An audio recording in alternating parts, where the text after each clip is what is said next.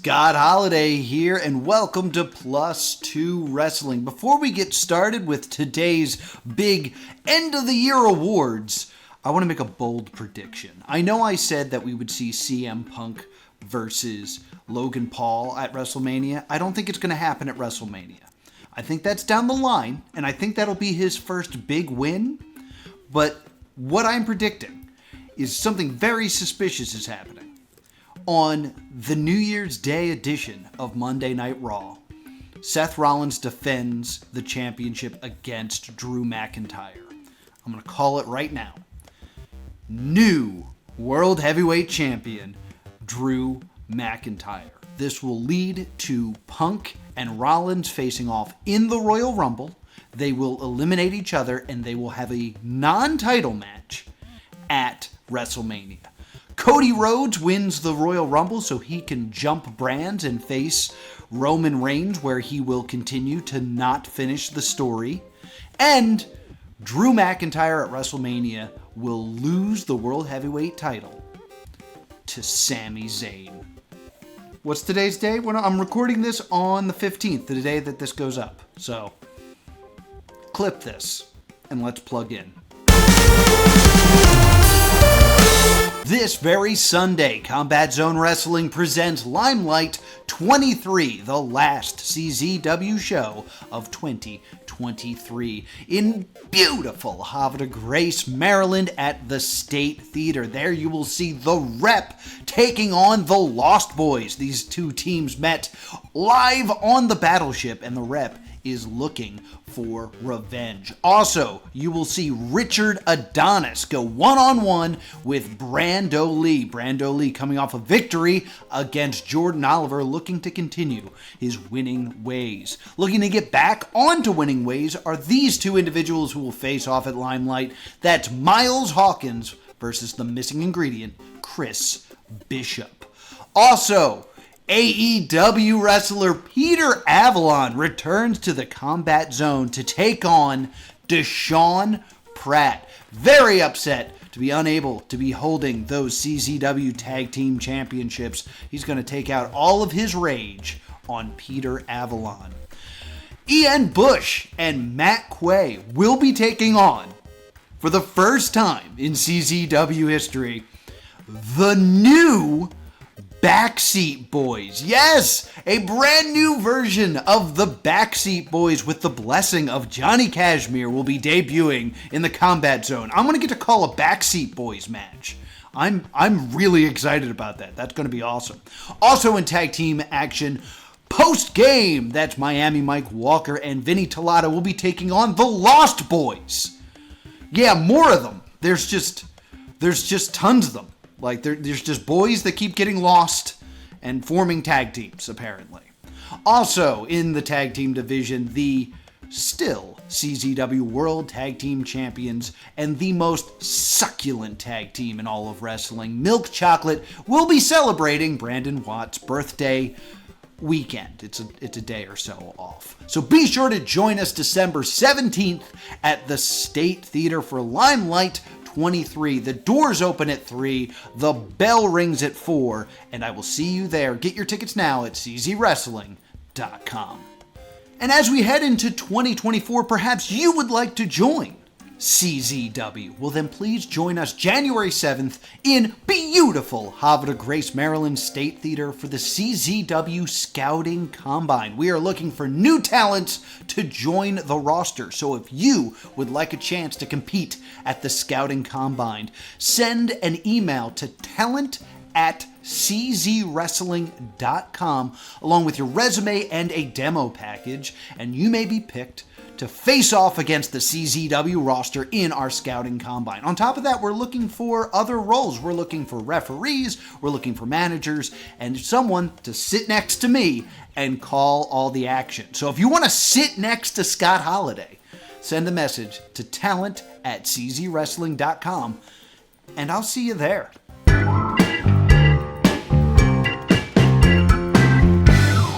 It's one of my favorite time of the year. Today on the Soapbox, I stand on my soapbox and hand out my awards for the best of 2023. Now remember, this is just my personal opinion. We don't have a committee for this. This is just how I felt about the year 2023. So it's really dependent on what I watched. And to be honest, mostly week to week, I'm only really following AEW. I follow WWE for the premium live events, and I watch like the top 10 what happened on Raw, but I'm not watching Raw and SmackDown and NXT every week.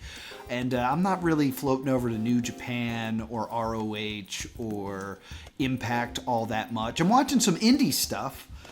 There was a few indie things I wanted to put on the list, but in the end, it stayed pretty mainstream. So without any further ado, here is the best of 2023. Best storyline. Now, when it comes to storyline, there's a lot of really good stuff happening over in AEW. Who is the devil?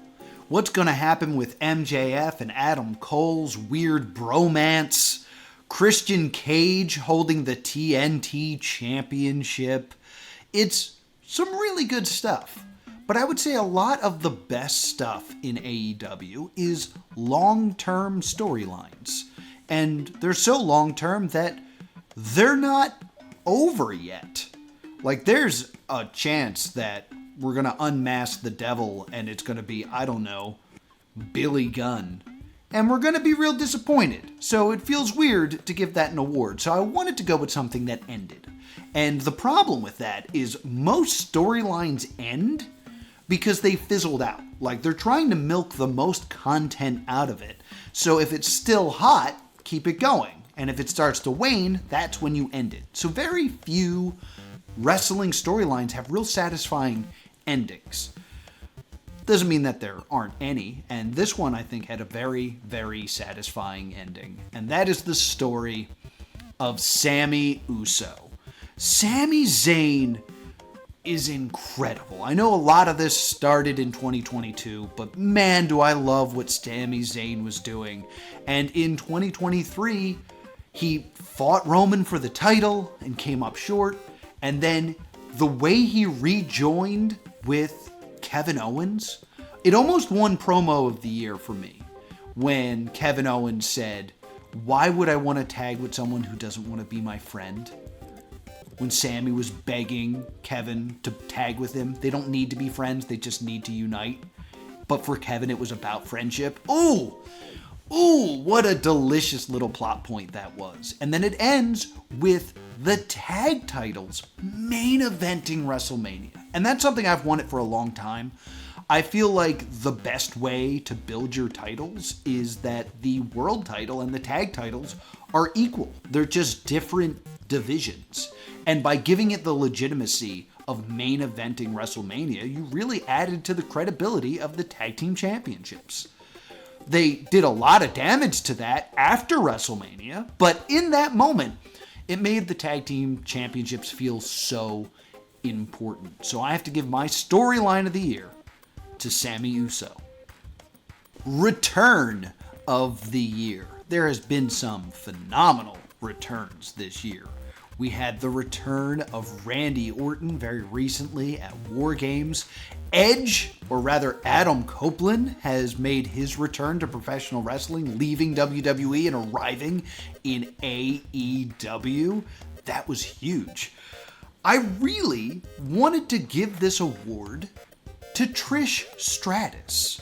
Like, Trish came back and gave us the real Trish Stratus. Like, I think people forget because she's such a legend that the best version of Trish was evil. She was a great heel.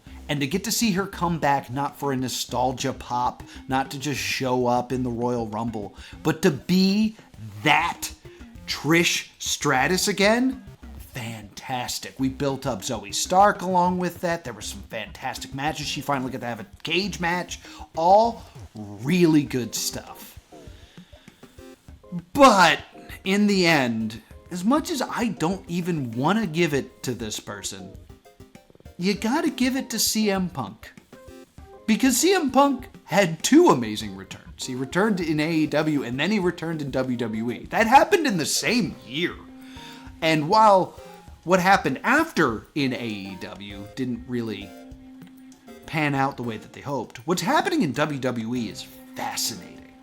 Like, they're doing this weird dichotomy where Punk is coming out and being a model employee, kind of what I've been saying, that he would come back and just dunk on AEW by saying how great WWE is. But there's the added wrinkle that Rollins is going, this is a lie. He's faking it. No one fall for this. No one wants you back. He keeps saying everyone's happy. No one's happy, according to Rollins. It's very interesting, and it's made me more intrigued in the WWE than I've been in a long time, in all assets. I mean, there's talk of Punk taking over NXT when Shawn Michaels is done. There's talk of CM Punk having meetings with Warner to get WWE on TBS or TNT.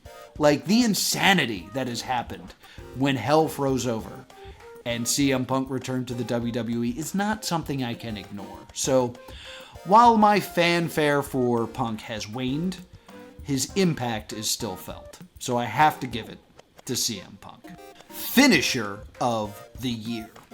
So, the rules for this is that the finisher of the year needs to be something that really took center stage this year. It can't be just a really great finisher that had a great year.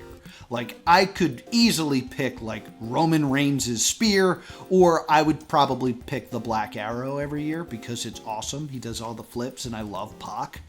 This needs to be something that was really taking center stage and really became something important this year. And under that criteria, there's really only one choice.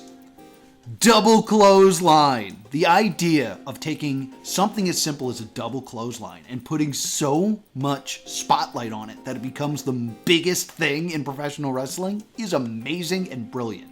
It reminds me that, like, years ago, Steve Corino would do a story where he would tell his opponent that he was a terrible wrestler and he couldn't perform a standard drop toe hold. And if he could, he'd give him $100.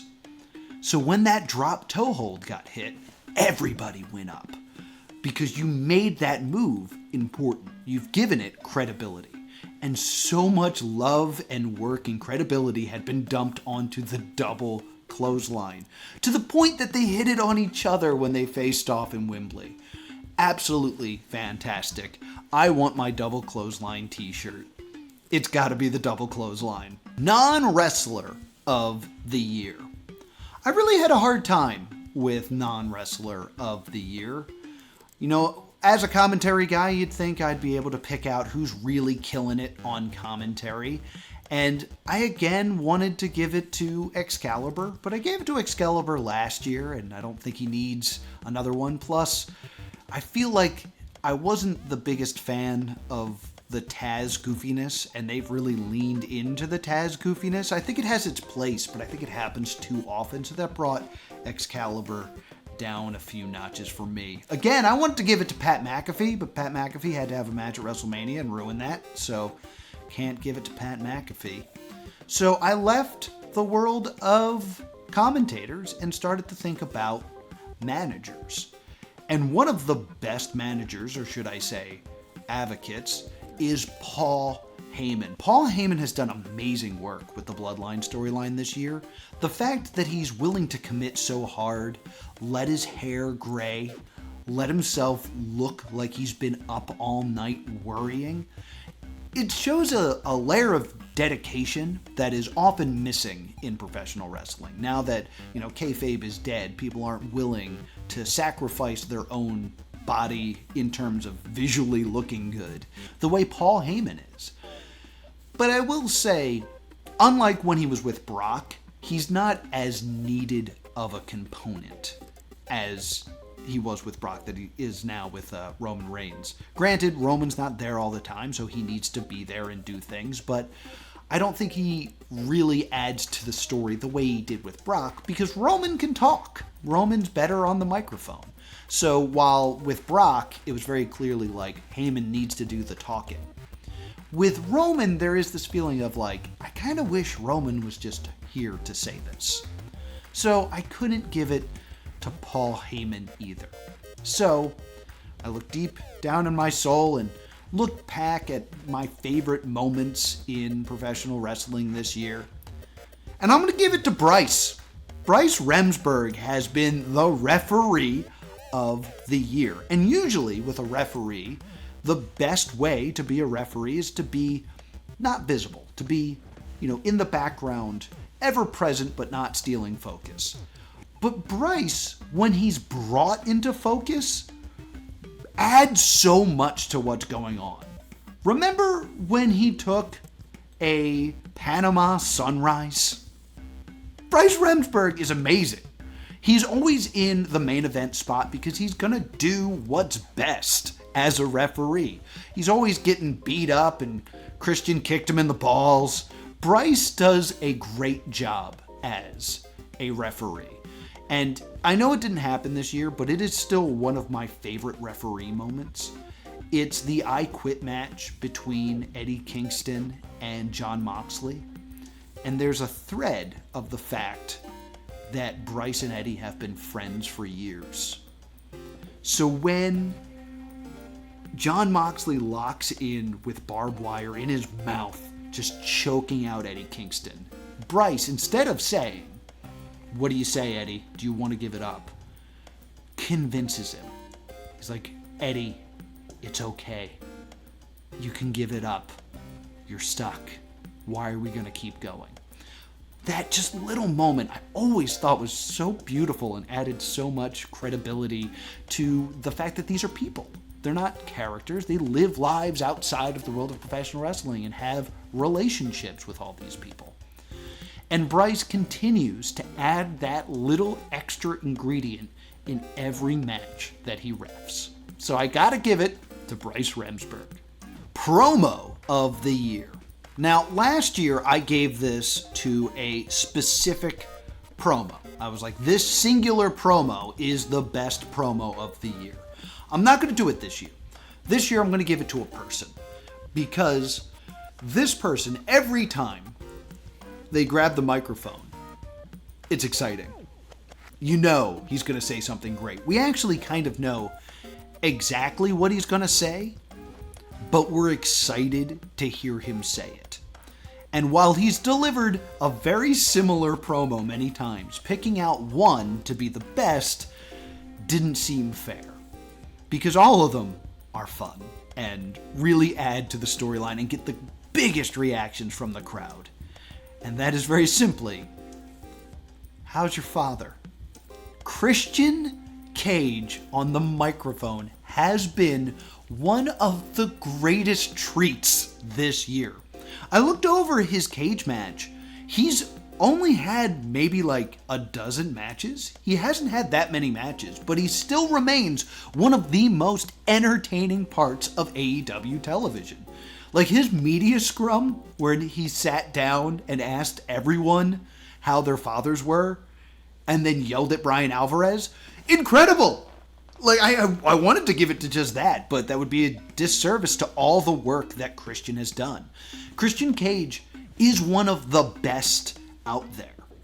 It's a shame that a lot of his best years was spent in TNA, and I think a lot of people missed that. Everyone remembers Christian as the 5-second pose or the creepy little bastard, but man, Christian as a main eventer is money, and they are cashing in right now in AEW. So I gotta give it to Christian Cage. Most underrated. Now, I think there's a lot that can go into this category. There's a lot of people that I can think of off the top of my head that is painfully underrated right now. Tyler Bate, Chad Gable, Blue Sky, all fantastic wrestlers I'd love to see really get a stronger light shined on them because they could do a lot of great things in the ring.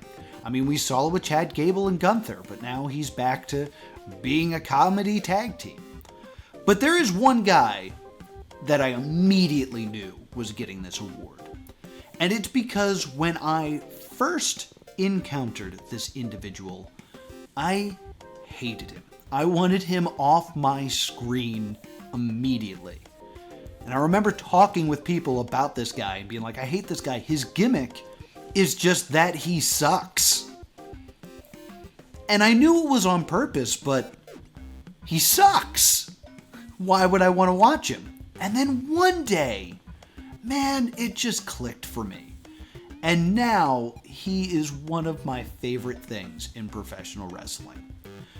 I want to say he's underrated because I don't think he's underutilized. I think they're using him perfectly right now. He recently started getting a little bit more screen time and really elevates the people that he's around when he's on Dynamite. But my choice for the most underrated is RJ City. I think HEW is a great outlet to let wrestlers not so much be themselves, but practice a skill that they don't really get to do, which is being angry and upset and have it not lead to violence. Like the fact that you get to take these wrestlers and have them be annoyed, but not to the point where it's like, meet me in the ring. Just bothered is not an acting chop that they get to really flex often. And it is a skill that you really should have in wrestling, because there are going to be people that in storyline bother you that you're not going to end up having a match with. I really love what they've put into HEW, and I know so many people hate it, because I was one of them. It was like, it's just not worth watching. But they made a small change in that the cameraman laughs now, and that small feeling of like a live studio audience really adds to HEW. And I think just the small role that he has in the Timeless Tony Storm storyline is perfect for him. So check out more HEW, because RJ City is the most underrated this year. Most underutilized. I went on a journey for this year's underutilized, because the first names that popped into my head were the Acclaimed. I love the Acclaimed. Dare I say, everyone loves the Acclaimed. But they were used in the MJF storyline as a pawn and have just been written off television. They have titles. Where are they? Where are the Acclaimed? Utilize them. And it's always felt like with the Acclaimed that they were the best tag team, but they kept them away from other tag teams. Like, we never got a lengthy storyline with, like, the Young Bucks and the Acclaimed.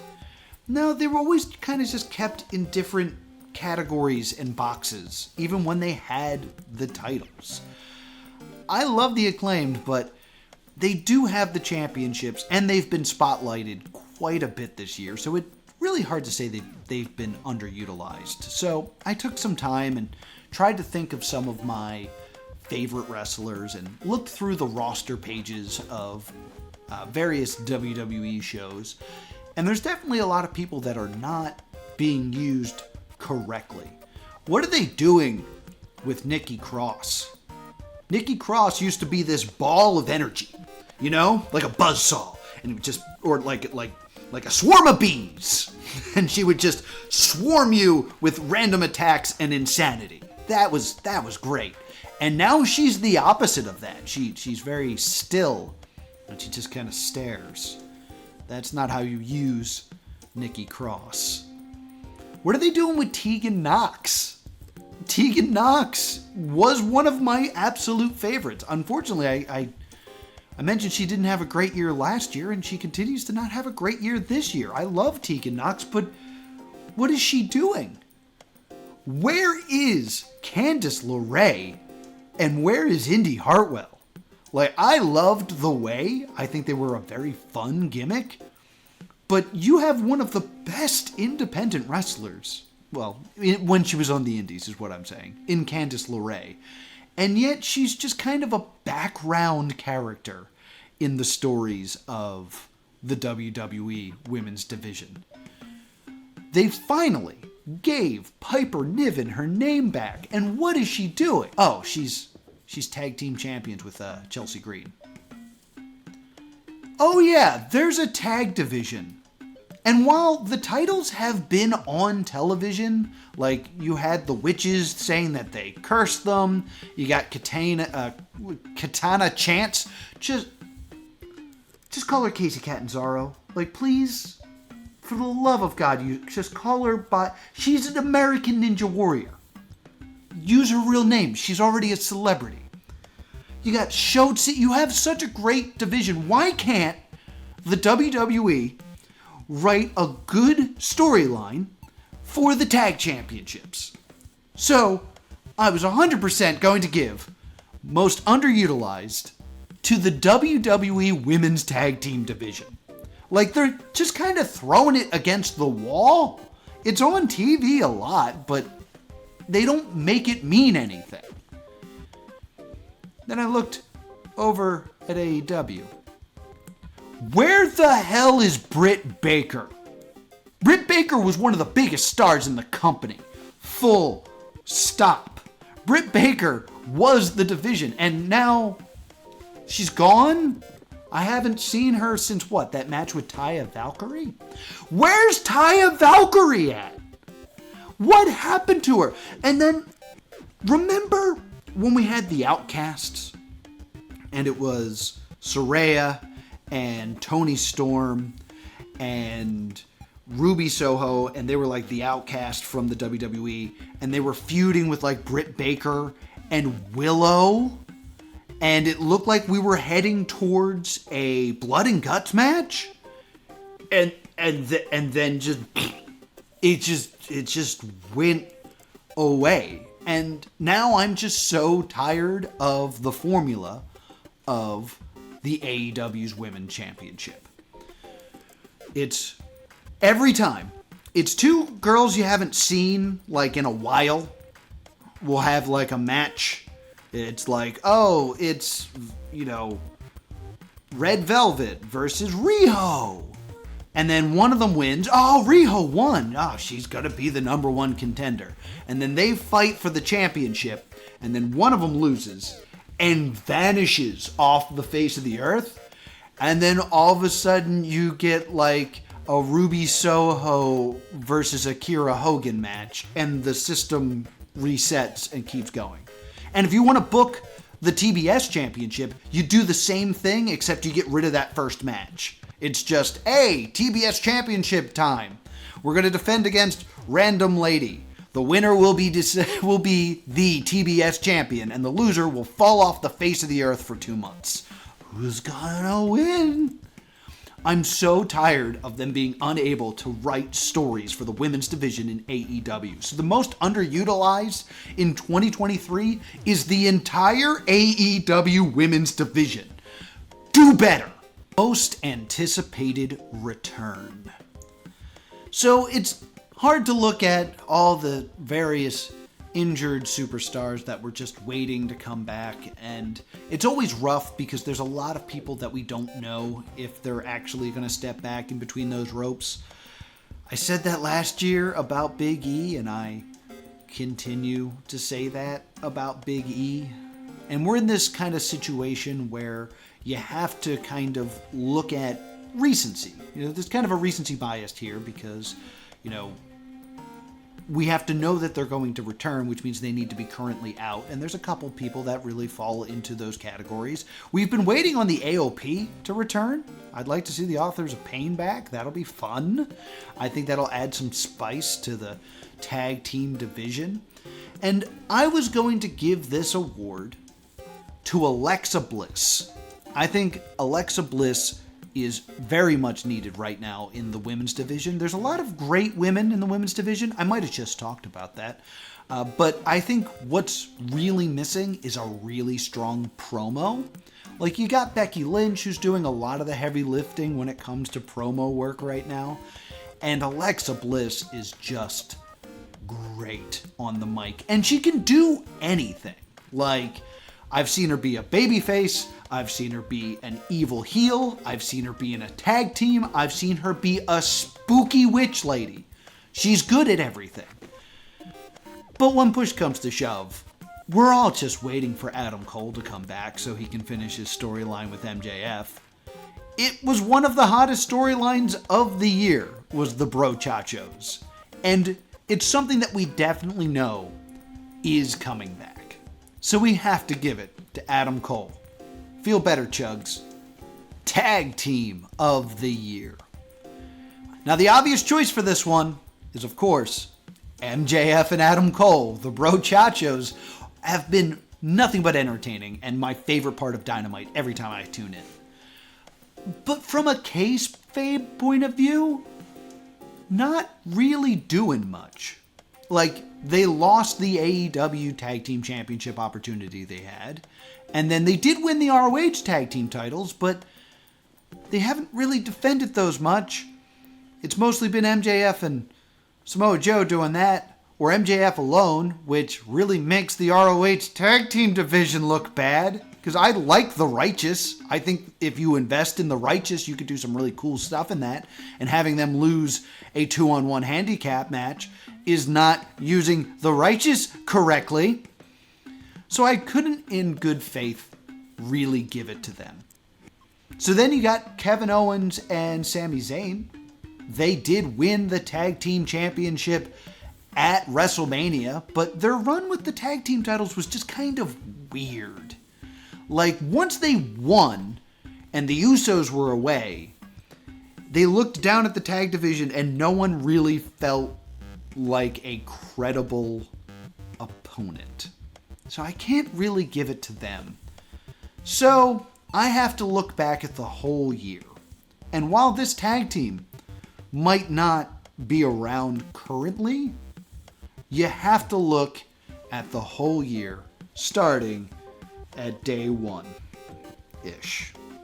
My tag team of the year are the Usos. The Usos ended a historical tag team run, main evented WrestleMania, granted in a losing effort, but then they pinned Roman Reigns. No one's done that in like years. You gotta give it up to the Usos. Event of the year. A new category here this year in the awards. What was the best event of the year? All In? WrestleMania. WrestleMania. All In. WrestleMania. Wembley Stadium. I went with WrestleMania. I think this was one of the best WrestleManias ever. I mean, you can be upset that Cody didn't finish the story, but look at the rest of the year.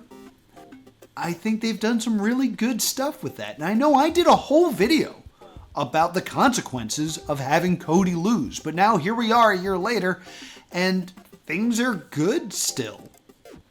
We've had some amazing, surprising matches in WrestleMania this year. We had Pat McAfee show up to beat The Miz. We had the mind-blowing tag team showcase. Like, if you think it's cheating that I'm taking a 2-day event as the event of the year, fine.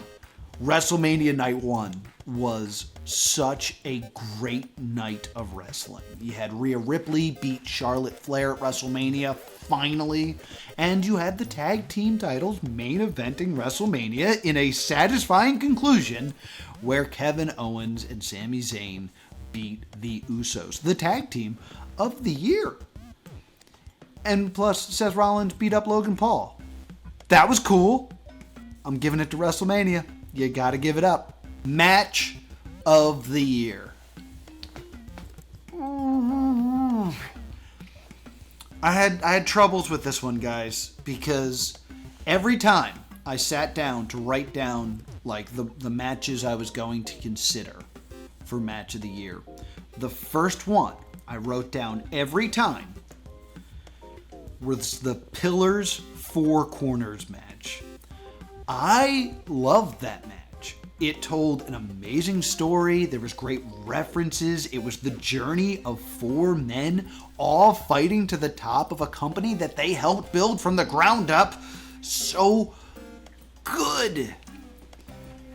But there was so much other good that I felt like people were going to yell at me if I picked the Four Corners match. I mean, Adam Cole versus MJF in Wembley Stadium was incredible.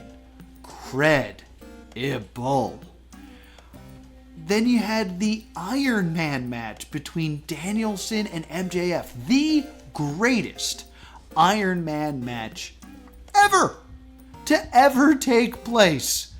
Absolutely great. And then I looked back at WrestleMania. That tag team showcase match blew me away. I forgot how much I loved Rey Mysterio versus Dominic Mysterio in a cereal match. Remember the cereal match? That was great. It was despite everything, it was great. It was two of the best Royal Rumbles this year, in my opinion. I think they were a lot of fun. There was a great energy to them. I didn't know who was going to win. Lots of great stuff there. But then everything was just making me circle back around to the Four Corners match, which I truly loved. And then I was like, this is my list. I can make my own decisions. And the problem everyone seemed to have with the Four Corners match, it was great. It was a great match. It wasn't on the best card that AEW had ever put out, but that match was totally worth the pay-per-view. The problem a lot of people had was everybody knew MJF was walking out as AEW champion by the end of it. But dang it, while I was watching that match, there were moments that made me believe. And I feel like that's what made it special. Is you took a match that could have flopped and it turned into something absolutely incredible. Because even though you knew the outcome, for a moment, you had your doubt. And then I realized there's another match you could say that about that just did it that much better. And it's weird. I've watched a couple other people's takes on the match of the year, and this one fails to come up a lot. My match of the year is at the Elimination Chamber, and it's Roman Reigns versus Sami Zayn.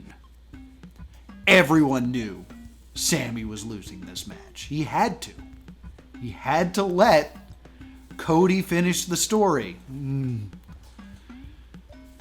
But man, in Canada, in front of that crowd, with that story, with those guys, I believed. And yeah, it was crushing when Roman won. But for those moments where you believed, I forgot wrestling was fake for a minute.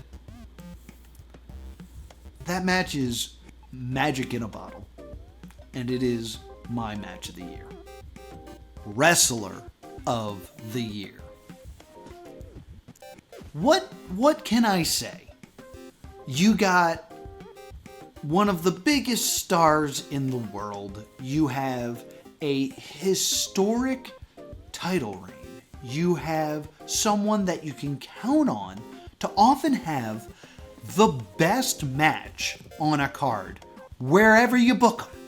Every time you put this person on the card, you're looking at match of the night, potentially. And often coming through on being the match of the night. I mean, you might be thinking I'm talking about Roman Reigns. No, I'm not talking about Roman Reigns. Because you see, what makes Roman Reigns so special is he's carried that main title for so long. To me, what really makes someone Wrestler of the Year is when you can take a mid-card title and make that title. It's not the title making the wrestler, it's the wrestler making the title. And this title, to be honest, was not a very important title for a while.